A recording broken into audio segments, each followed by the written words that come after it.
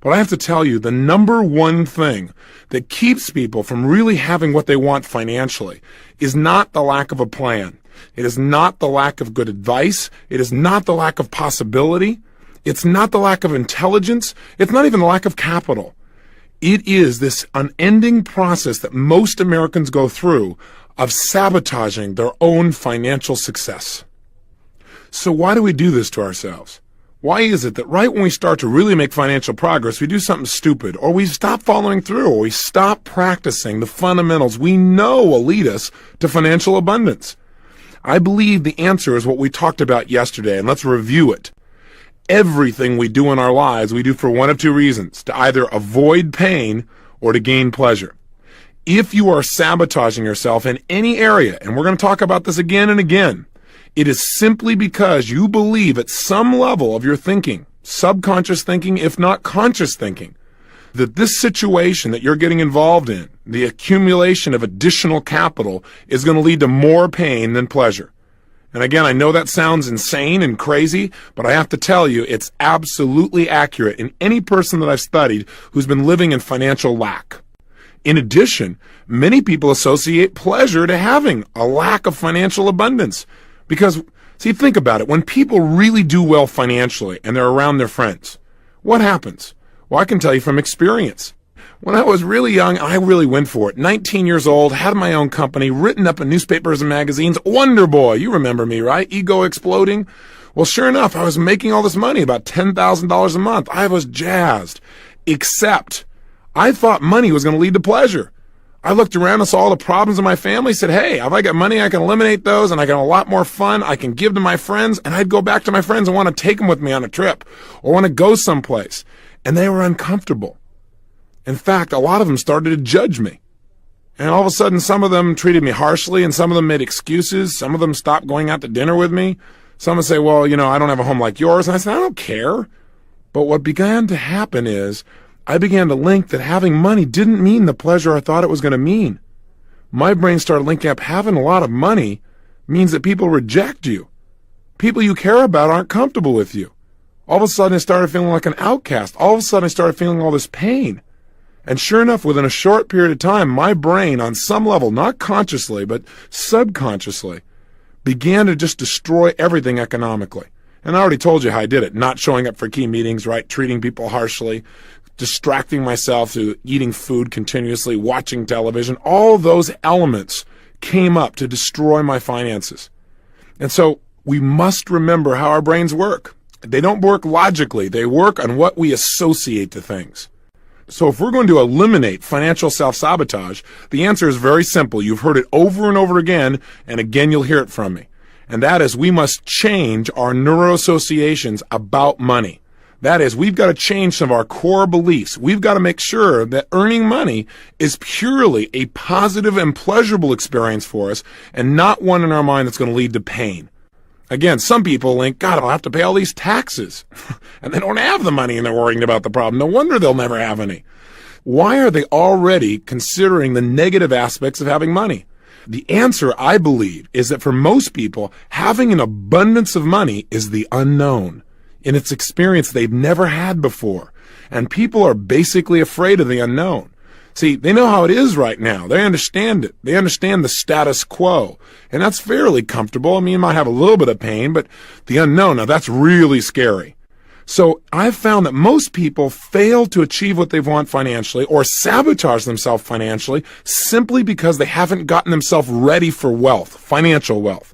They've not conditioned themselves emotionally to have money. They've not developed the kinds of beliefs that would allow them to create an abundance of money and then continually expand that money as well.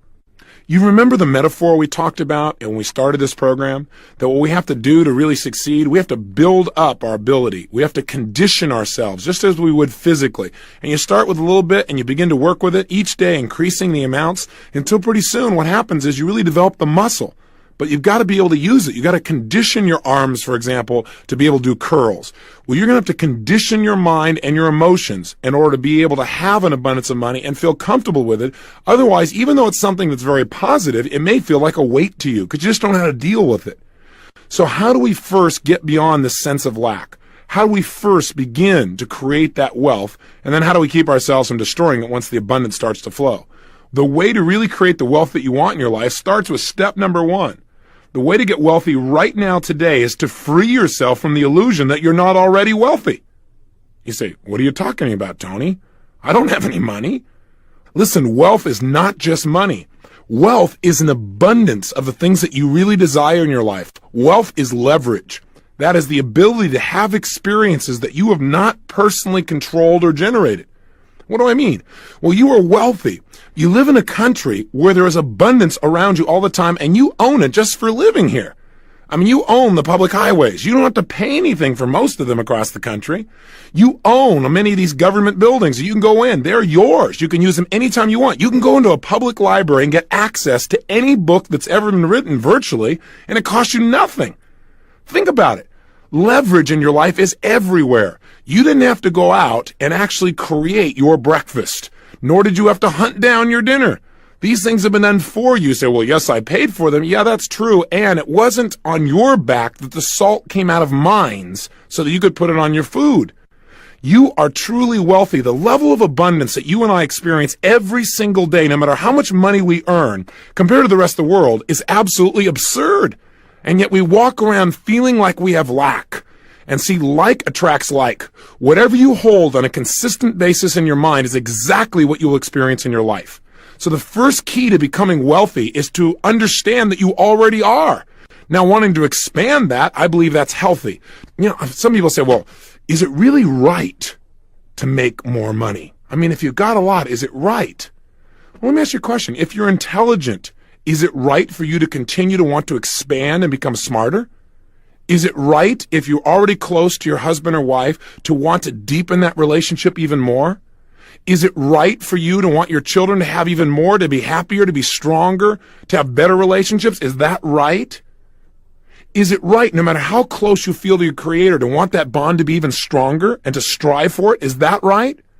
I've got a question for you. If you could have more in your life, if you could have more, then should you? If there are things you could do that would create greater abundance in any area of your life, then should you? And my answer to you is absolutely. I think I shared with you earlier in this program that there was a point in my life where I thought, gosh, if I have so much abundance and other people don't, there's something wrong there. That's unfair. Hey, listen, every single one of us was born with opportunities. We're equal in our opportunities. We're not equal in our decisions. We're not equal in our education. We're not equal in how much we demand from each other or from ourselves. We're not equal in our motivation. We could choose to be, but most of us are not. Now, I know there's the argument that, hey, I grew up in the South Bronx, or I grew up in a difficult part of town, or I didn't have the role models. I can certainly appreciate that 100%. I really do believe that there are many people in our society that don't seem to start out with the same level of resources. No doubt about it. So my approach to that used to be, well, I really care about people that have less than I do. I care about people that are poor financially. In fact, my strategy was the best way to help poor people is I'll be one of them. Well, that's not exactly the most intelligent approach.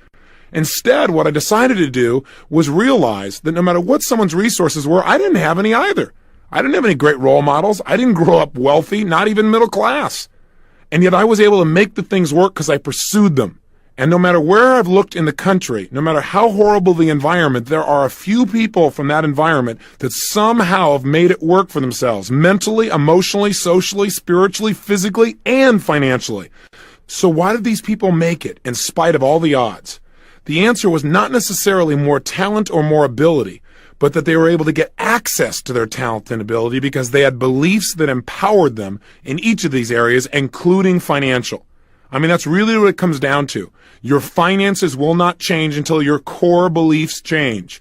Trying to turn around financial sabotage simply by working harder, by the way, will not work.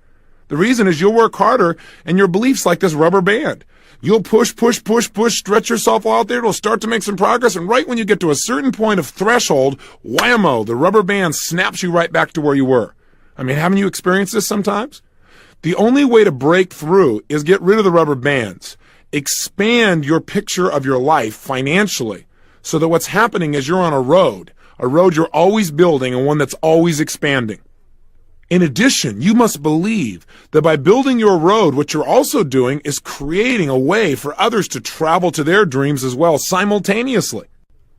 So since it starts with our own beliefs, we got to remind ourselves what beliefs are. Beliefs are nothing but a feeling of certainty about what something means. So again, if you've got limiting beliefs, it just means you've got beliefs. You have a feeling of certainty that having money is going to be more painful than not having it.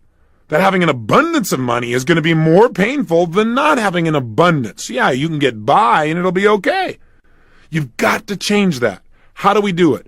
Well, one, the easiest way to change anything is to link pain to the thing we want to change. In other words, link in our own minds that if I don't change this belief system, it's going to cost me so much, it's going to hurt so bad, that your brain says, I'll do anything to get rid of that belief, and then show your brain an alternative, one that by applying it, you'll have pleasure. Now, what most people do in life is sit around and hope that someday something magical will turn it around. Or again, they go out and just work harder and harder and harder, and they wonder why they still can't make it financially. No matter how much money they make, they always end up with more month at the end of the money. Maybe I was one of the lucky ones. Maybe I just have a low threshold for pain because I just couldn't take it.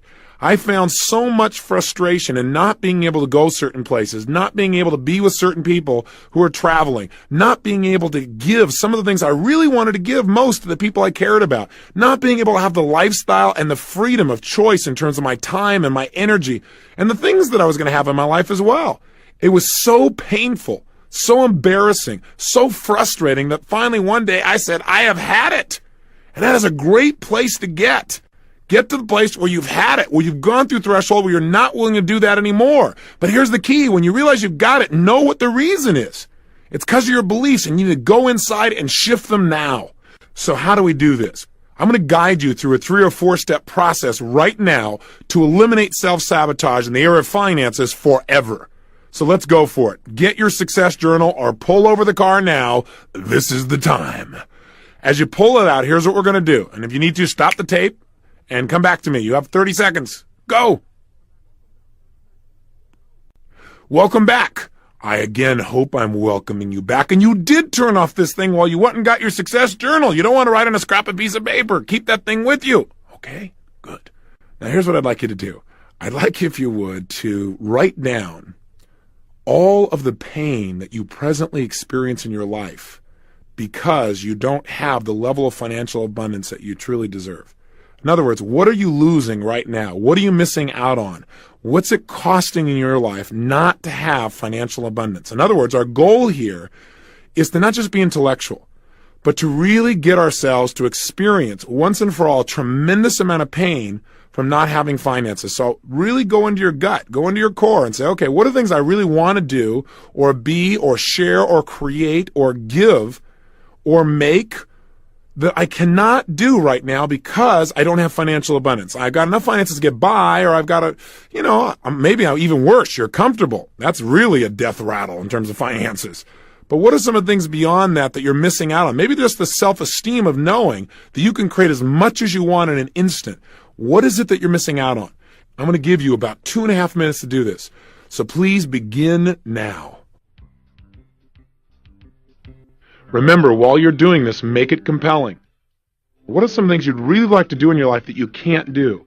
Think about how much pain that could generate if you really focused on that enough. Normally, you don't pay attention. Do you ever have to say, someday, honey, we'll do that?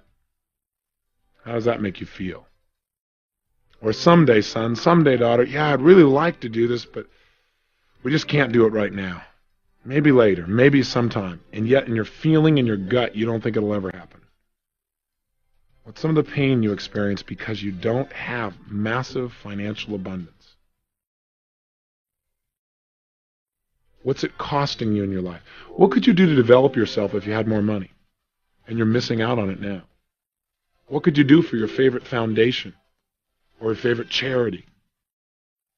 Would you like to buy something? Is there somebody in your family who's suffering right now financially and you're unable to help them? How does that make you feel to know you don't have the money to help them? Someone need medical care? Would you like to be able to purchase a nicer home or something like that for family members, a mom or a dad? Would you like to take better care of your grandparents but can't because you just don't have the financial abundance?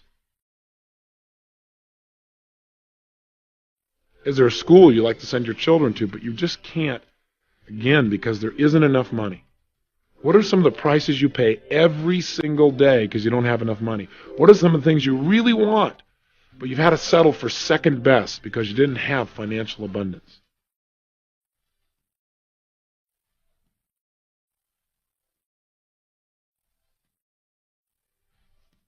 Is there a studio you'd like to build and you can't do that, so you got to go somewhere else?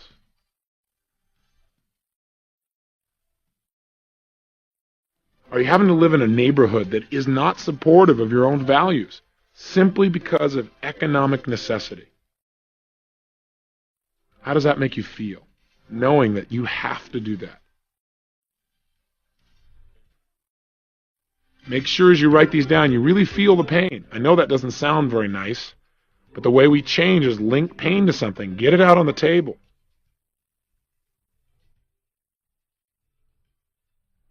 Okay, so what we've done here, if we've done it effectively, is gotten your brain to begin to associate major pain to not having money. Now you might say, well, Tony, I already had that. Well, maybe. But maybe it was like you had one thought at a time. What we want to do is intensify the feeling of pain so your brain will finally say, I've had it. No more. I've got to have money. So what's on your list? Is it compelling enough?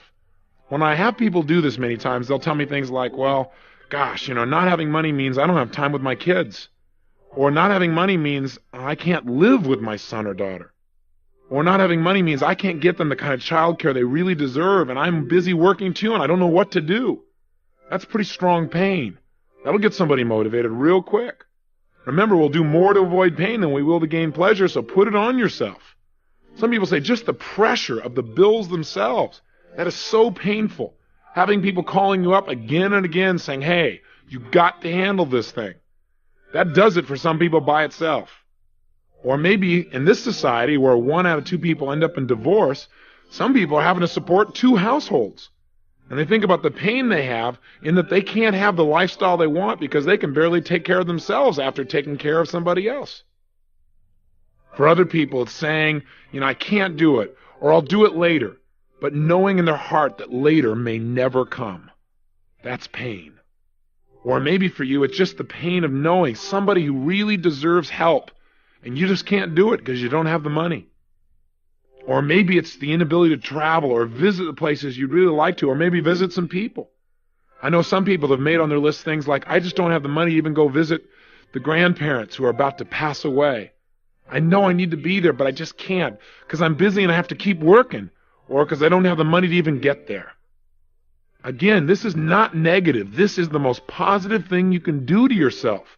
Creating pressure on yourself, massive pressure, where not having money hurts, will make your brain want to change. That's the only way it'll get rid of the sabotage. Does that make sense? So let's go to the second stage. The second stage is let's just find out what you think of when you think about money itself. So now I'm going to only give you about 60 seconds. But in these 60 seconds, what I'd like you to do is back in your success journal, just write down anything you think of that you associate to money. If I say to you money or a lot of money, I want you to write down what pops up in your head. Just write down singular words that you associate to money. So you've got 60 seconds. Please begin now. Go for it. Okay, time. So what's on your list? Well, I'm not sure what's on yours, but I decided to try this with the engineer here in the studio. And he came up with some things like this. He said that he has freedom. He associates to money time with loved ones, associates to money less stress, less bills, safety, and stress reduction in the form of entertainment. Somebody else here has on their list freedom of movement, security, giving, peace of mind, hard work, the burden of responsibility, lifestyle, wider social latitude. Interesting. What's on your list? Now, when you look at your list, is it mostly positive or mostly negative? What I've found is when I have people do this, it depends on the individual, but oftentimes I get a lot of positives. On most of these lists, both these lists seem to be primarily positive. They think about money and there's these positive things. They associate pleasure. And you say, Tony, then why would somebody sabotage if they only associate pleasure? Well, let's try another approach and dig a little deeper into your brain. Let's see if all your associations really are positive. Here's what I'd like you to try.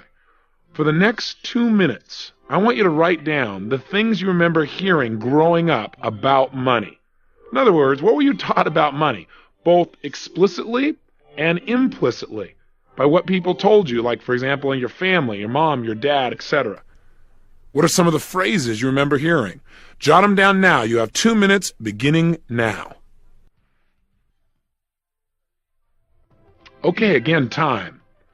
So my question is, do you notice any conflicts here? Well, I don't know what's on your list, but if I were to take the sampling I have here in the studio, it's rather interesting. In the beginning here, we have a person's list where they say they associate to money freedom, time with loved ones, less stress, less bills, more safety, stress reduction in the form of entertainment. But what was this person taught growing up? Well, money is the root of all evil. Second thing on their notes, money isn't everything. Person obviously doesn't know where to shop. Third one is no time to enjoy it. Fourth one, notice no time to enjoy it. Time with loved ones, no time to enjoy it. Isn't that an interesting conflict? And we wonder why we sabotage, why we start to move towards, and then all of a sudden think there's going to be pain here, and we sabotage ourselves. Here's another sampling.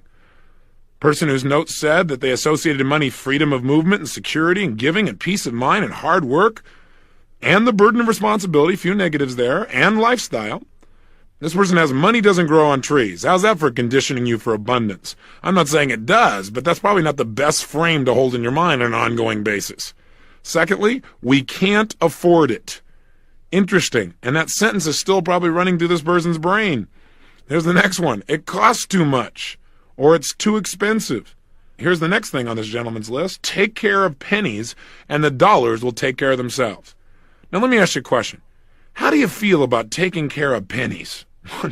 Does that really create pleasure for you? You think your brain says, oh man, I'm going to take care of all these pennies so I get a few dollars. Whoa, I highly doubt it. Here's my point. You want to know why people are sabotaging? Check out the massive contradictions here.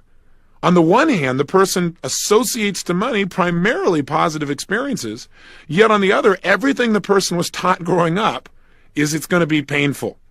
Think about that. That's why people experience approach avoidance, where they go out and start to make some money, but only go so far before they limit themselves. Like having a governor on your car. You put your foot on the accelerator, you start going a certain pace, but that's the highest you're going to go. See, that governor is all the things you were taught in the past, those old beliefs. Now, how do we eradicate them? Again, we associate enough pain to them. Think about it. Are you willing to pay the price? The price you wrote down to start with here. The things you're going to miss out on your life in order to keep these measly ideas in your mind that somebody dumped in without realizing the impact maybe years ago. I doubt it. So in essence, what we can do right now, we've got a lot of choices. One way to change your beliefs is use what you already know. Do a Dickens pattern on yourself. Go back to the tape where we did that and just guide yourself right through it. We've begun it already, haven't we? We've got you to begin to associate some major pain if you don't change. But I also need you to do is associate some pleasure to the change. And that part should be pretty easy. All you have to do now, and let's do it, is make a list of all the benefits you would have, all the things you would get in your life, all the ways your life would be absolutely, totally enhanced if money was no longer a question in your life, if you had true financial freedom and financial abundance. I'm going to give you 120 seconds to write down as fast as you can how your life would be greater and better if money was no longer an issue in your life. In other words, what would be all the additional benefits? How would your life be greater? How would your life be better immediately if right now you handled the financial issue? You have 120 seconds. Write it down now. All right, time again. Now, take a good look at your list. This should be a whole list of things that as you think about them, imagine if all of these things you wrote down were actually part of your regular daily reality. How would that make you feel? See, our whole goal is to get ourselves now to link major pleasure to financial abundance. Not financial sufficiency, but financial abundance. We want to link major pleasure to that and pain to not having it. So how did you do? Did your list really produce the result? I figured as long as we're doing this, if I'd use the people here in the studio as an example. So let me show you what they've got. They've got, gosh, if I had all this additional financial abundance, I'd have my credit cards paid off. That would make me feel great. My car would be paid off. I'd go to the theater more. I'd go to movies. I'd go to cultural events. As a result, I'd be informed. I'd feel relaxed. I'd feel cultured. It'd increase my self-esteem. I'd have more humor in my life. I'd feel more articulate, more balanced. I'd be able to make conversation more easily. There'd be less stress in my life. I'd be able to have more time with my son. Another person's list says, gosh, if I had financial abundance, not just financial sufficiency, I could finish my studio. I'd buy a new home. I'd have more travel time. I'd be able to get in the music business full time and just enjoy what I love most. Or I could be more generous. I could give without any concern for the future. I'd have no daily pressures from financial obligations. Think about how you'd feel if these things are really true. So what is the main strategy for turning ourselves around financially? Simple answer. You've heard it many times. Again, repetition being the mother of skill. And you've heard that one a few times too, haven't you? But I want to remind you that our brain moves away from pain and towards pleasure. Right now, if you don't have enough money, it's because your brain links pain to having it in a major abundance at least, not sufficiency, but in a major abundance, and a certain amount of pleasure in staying where you are. We want to reverse it. How are we reversing it? 1, create massive pain and associate that pain to not having it. 2, create tremendous pleasure to having it. Get it clear in your mind that there's a carrot and a stick and they're going to drive you forward financially, and you'll see the financial self-sabotage disappear from your life. Now we need to go a step beyond. We've now got the beliefs that work, but that's not enough by itself. Got to go beyond just eliminating the negative beliefs. And by the way, one way to get rid of some of these old beliefs that used to stop you as well is to ridicule them. See, if you take anything you've heard or said to yourself, and all you do is say it over and over again in a unique new way, you create a new anchor. In other words, that's what advertisers did, right? Winston tastes good like A, Winston tastes good like A, Winston tastes good like A. How do you spell relief? As R-O-L-A-I-D-S, R-O-L-A-I-D-S, R-O-L-A-I-D-S, and you heard it over and over again until that's what you linked. Simple anchoring. So what you could do is attach to those old phrases new beliefs. So that when your mind says money doesn't grow on trees, you say, that's absolutely right. It grows out of the positive ideas that I follow through on every single day of my life. If you do that over and over again, pretty soon, money doesn't grow on trees won't have the negative impact. Does that make sense? I know that sounds so simple. I'm sorry to help you to be free in an easy way. I guess we could make it tougher, but that's all it really takes. All you got to do is identify what used to stop you, destroy it, eliminate it, or get it to trigger something more positive. If you've got one here that says something like, money isn't everything, say, for people who don't know where to shop. Have some fun. Get yourself to giggle or laugh. All you have to do is get these beliefs to have less heaviness to them, less control over you. Ridicule them, play with them, and that's going to be one of your exercises. In fact, it may be useful for you to do that now, to go through right now and do things to these beliefs to either make them trigger a new empowering belief or to ridicule them to the point where they no longer affect you, to where you would think of them every time you thought of money isn't everything, you begin to smile thinking of that funny phrase, well, you don't know where to shop. In other words, it's not true. What I'm saying is not true. All it is taking away a limitation. Does that make sense? Let's try it. Let's stop. One last thing. You're giving me a lot of exercises today. That's true. But this is an issue. It's time to just get over it and move on. So you can have the kind of abundance here that you also have and are continually developing in your relationships and in your business and your spirituality and in your emotion and your energy and your life. Go for it. What I want you to do specifically is the following. Take out your success journal. Go through each of those limiting beliefs. Any limiting beliefs. In other words, remember we said write down anything you used to hear growing up about money, any of them that would be a limitation, and change the belief. In other words, attach a new belief to it. Just the way we did here. Money doesn't grow on trees. That's right, because it grows out of the ideas that I generate every day and follow through on that create good for myself and other people. And just say it over and over again. Till pretty soon you begin to link it, or maybe something simpler than that complicated phrase I came up with. Let's take another one as an example. Let's say growing up you continually heard, it's too expensive, it's too expensive. Now that's part of you. And you say, you're absolutely right. It used to be too expensive, but now it's an investment in my joy. You get the idea. Now you may say, well, gosh, this is really hard. So is not having any money. You deserve financial abundance. Right now, get creative and go through each of the negative phrases or beliefs and find a way to either counteract them or attach something to them that will empower you. Please take the time to do this one right now. Let's just eradicate these beliefs. Do it now. Okay, time is up. So let's continue here with the people in the studio and see how they've done. This gentleman's list used to say money is the root of all evil. Now it says, in the wrong hands, money is the root of all evil, but I am a responsible and sensitive person. Very nice. Next one is, money isn't everything, but added to my other qualities, it'll do a lot of good for me and those I really care about. Fabulous. Here's another example. Money doesn't grow on trees, but it grows out of my acting on my creative ideas. I can't afford it. We can't afford not to expand our financial resources and share them with others as well. Take care of the pennies and the dollars will take care of themselves. If I take care of the pennies, my focus is way too narrow. If I take care of the opportunities that exist around me right now and give great service, the dollars will multiply massively. I have no time to enjoy money. I have had no time to enjoy money in the past, but I'm now learning to delegate and I'm working smarter every day. These are fabulous examples. That's what you need to do for yourself as well. Free yourself from your old beliefs.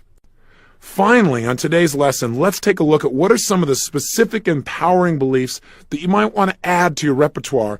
Now, not just to get beyond financial self-sabotage, but to really ensure financial freedom. Here are a few of the beliefs that I've modeled from people that are extremely successful financially, and some of my own that have really assisted me as well. Number one, money is nothing but a measure of the value that I create for other people. The more I give to others, the more money I receive on an ongoing and consistent basis. Number two, my belief is in order to become wealthy, I need only two things. One, every single day, live in an attitude of gratitude. That is, feel incredibly grateful for the wealth that I already have in my life, in my friends, in my family, and the environment and where I live, and my work, and everything around me. See a sense of possibility and feel the abundance that is my life. That will create more wealth without me doing anything else. Like attracts like. Water seeks its own level. You've heard these phrases, burnt out as they may be over and over again, but they are true. In addition, if you truly want to be wealthy, learn to consistently focus on how to give much more to others than you expect back. And by the way, it's impossible. The more you give, the more you're going to receive. Now you might say, well, Tony, this doesn't work for me. I tried it with John Smith. You know what I did? I gave. He gave me nothing. Well, guess what? See, it doesn't always come back from the person you gave it to. Sometimes they just take. You're right. I have no argument with that. But I'll tell you something, you got to open your eyes. You got to start paying attention because it's coming back to you from somebody else somewhere. And if it hasn't already, it's on its way. You got to trust and you got to know that that's true. By living with those kinds of beliefs, you will attract the kind of wealth that you deserve. How do you make certain that you develop it in your life? Besides eliminating the sabotage, you do what we talked about in the 7 wealth wounds. An abbreviated look of that might look something like this. 1, decide exactly what you want financially in terms of abundance. Remember we talked about developing a number that was going to be a must for you. Not financial sufficiency, but true financial abundance. More than enough. Avalanches of abundance. That's what we're talking about. Make a decision. Because you got to remember, whatever you focus on consistently, you will get. So if you're always focusing on getting by or how to pay your bills, that's what you get. If you focus on massive abundance, that's what you'll have too. And as long as, in your mind now, having massive abundance is something good. Having massive abundance is not negative, it's not guilt, it's not problems, it's not pain. It is pleasure to be and do and create at the level that you are as a spiritual and successful human being. 2, daily condition your mind for wealth, so that your brain is looking for opportunities to succeed financially. Remember the metaphor we talked about when we talked about setting goals, where you buy a car, you buy a particular outfit, and once you have it, all of a sudden, everywhere, you start noticing everybody who has that car, noticing that outfit.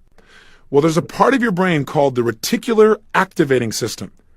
It's the part of your brain that determines what you pay attention to. You recall earlier we said that human beings are deletion creatures, that we don't pay attention to most of what's going on around us.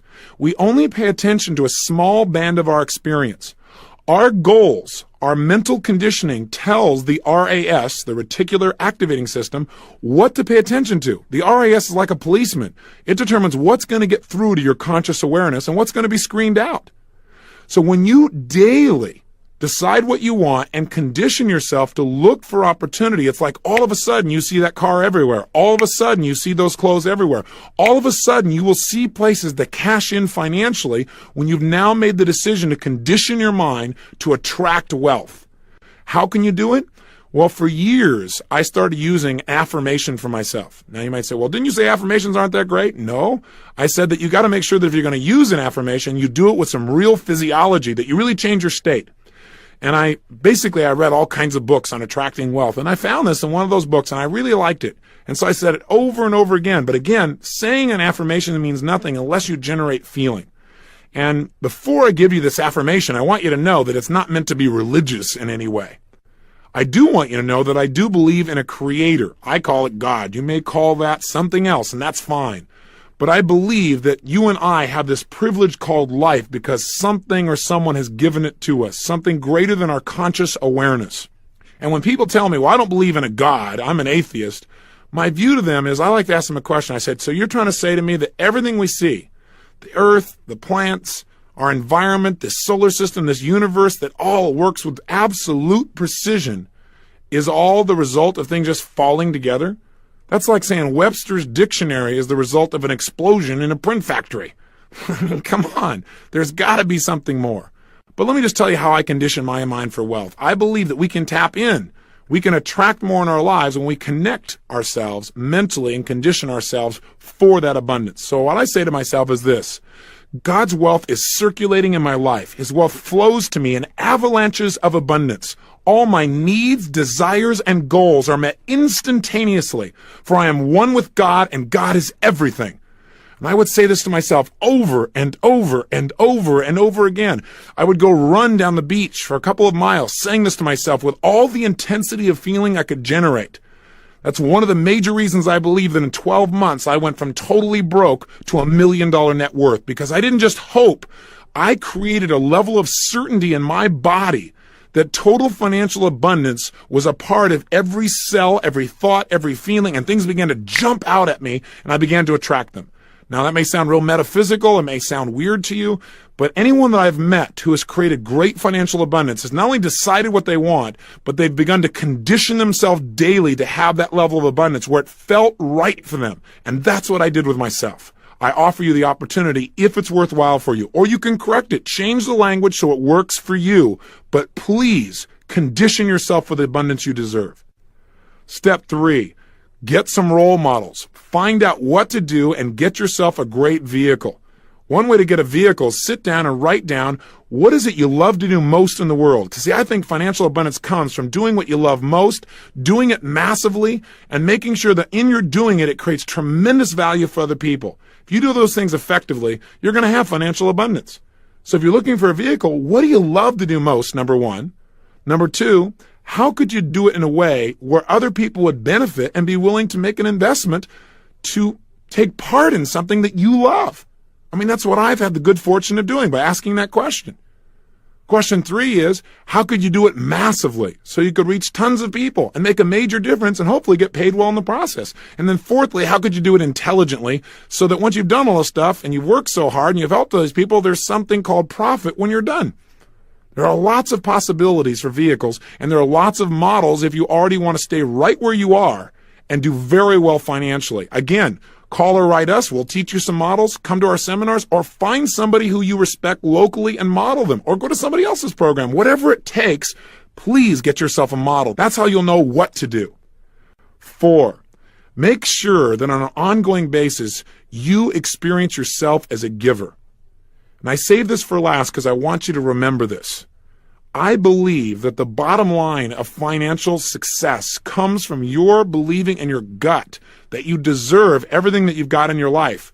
Now, that may sound egotistical, but the reality is you got to feel like you deserve it or it won't stay. You won't attract it. My way of generating that I deserve it came in many ways. Number 1, I deserve it because I'm alive. Just as much as I deserve to grow mentally, emotionally, in my relationships, in my intellect, all those things I think I deserve to grow. So why would finances be any different? In addition, I deserve it because I'm a giver, because I always strive to give much more than I would expect back. These tapes are an example. I hope you can feel I'm trying to give you 10,000% of myself at each and every time here. I'm committed to having you get much, much more, 100 times more, a minimum of 10 times more than you've invested in this program. And I know for a fact, if you've really been listening, that you agree with me. The bottom line is, by knowing you're always trying to give much more, you feel like whatever comes back, yeah, hey, I've earned it, I deserve it, and it's great. Now, some people might say, well, you just shouldn't have to earn it, you should just accept it. Well, that's a great strategy too if that works for you. Do whatever works, but make sure that you give.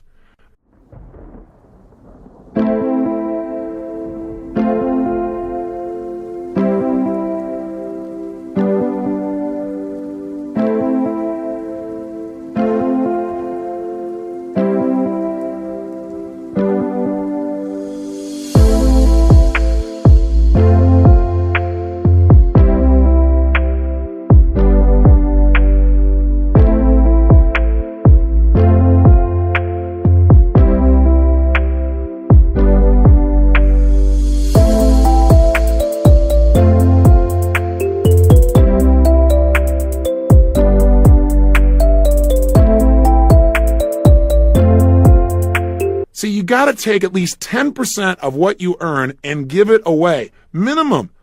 Now, some people say, well, Tony, when I make more money, then I'll give 10%. Who are you kidding?